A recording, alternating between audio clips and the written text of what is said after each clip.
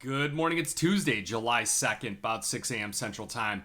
Overnight, the precious metals are flat after yesterday's slightly higher trading session.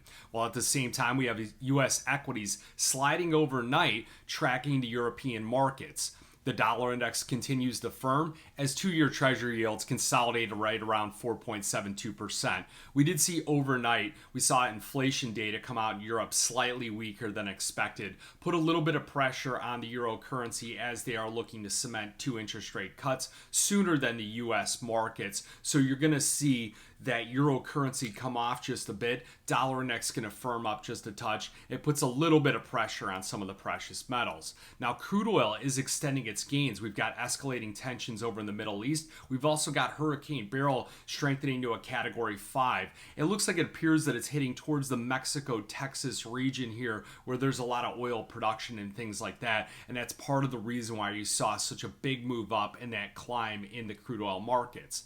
Now, today we're going to continue to see lighter economic data with the JOLTS labor market.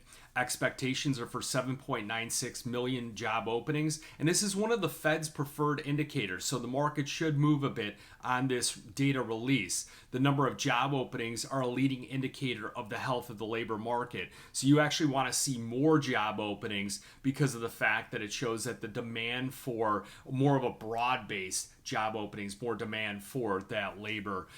If you see a narrowing of it, it indicates that the workers, the companies are not hiring as much and they're kind of tightening their belts. So it's a little bit counterintuitive of how you naturally think about it. You think the number of job openings increase or people getting laid off and things like that, and it's not the case. It's confidence within some of the different stores and things like that. So taking it to the charts, looking at the gold market, still that critical support 2300. We've really consolidated quite a bit. The first resistance is going to be Friday's high, so it's 2350.90. We've got to break above there. So market trading at about 2334 last, down $4 on a session. Real tight trading session overnight. I mean, the high to low was like $11. So it's the average true range has been $32. So we expect to see a lot more volatility. You want to look at 2386. If we get above that, that's going to nullify the bearish trend, and it will have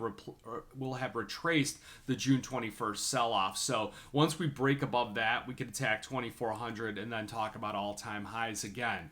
Now, looking at silver, that remains in a consolidation pattern with critical support of 2877. Market trading about 2962, completely unchanged on the day. We found complacency at this 2962 level. That's where the 50-day moving average is. So keep that on your charts here. It's really kind of worked well to map out the silver market at the moment. And then if we could break through $30, we could start to look at attacking like the 3101. That's the trend reversal point. And then the market you should see a lot of chatter and things like that about 3250. That would be the recent contract highs. So the market really has a lot of holiday type volume going on at the moment. It seems to be a little bit earlier than usual, but I expect people to, I think they front loaded kind of when they're going to take some time, and they're going to backload as we get a lot more data coming out tomorrow, and then Friday we'll have the jobs report coming out. So I would expect Friday to be kind of a bang, and then all of a sudden not a lot of volume in the market past 10 a.m. You got any questions? Give me a call, 312-858-7303. Remember, futures option trading does involve risk of loss. May not be suitable to all investors. Good luck, good trading.